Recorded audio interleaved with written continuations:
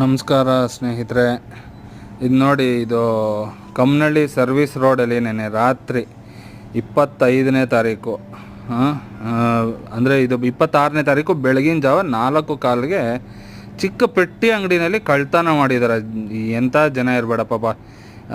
ಏನೋ ದಿನಕ್ಕೆ ಒಂದು 200-300 ರೂಪಾಯಿ ಸಂಪಾದನೆ ಆಗುತ್ತೆ, ಅದರಲ್ಲಿ ಅವ್ರ ಜೀವನ ನಡೆಸಬೇಕು. ಅಂಥದ್ರಲ್ಲಿ ಅಂಥ ಪೆಟ್ಟಿ ಅಂಗಡಿನೂ ಬಿಡಲ್ಲ ಇಂಥ ಜನಗಳು. ಅಲ್ಲೋಗಿ ಸಿಗರೇಟ್ ಪ್ಯಾಕೆಟು, ಚಿಲ್ಲರೆ ಕಾಸು ಎಲ್ಲ ಕದ್ಕೊಂಡು ಹೋಗಿದ್ದಾರೆ. ಕಷ್ಟನ ಸುಖನ ಅಂತ ಕಷ್ಟಪಟ್ಟು ಬದುಕ್ತಾ ಇರ್ತಾರೆ.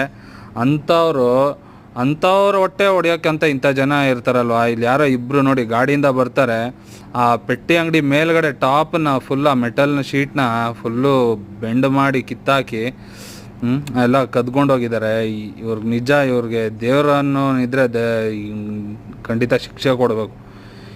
ಕ್ಯಾಮ್ರಾನಲ್ಲಿ ಅಷ್ಟು ಕ್ಲಿಯರ್ ಕಾಣ್ತಾ ಇಲ್ಲ, ಬಟ್ ಇದು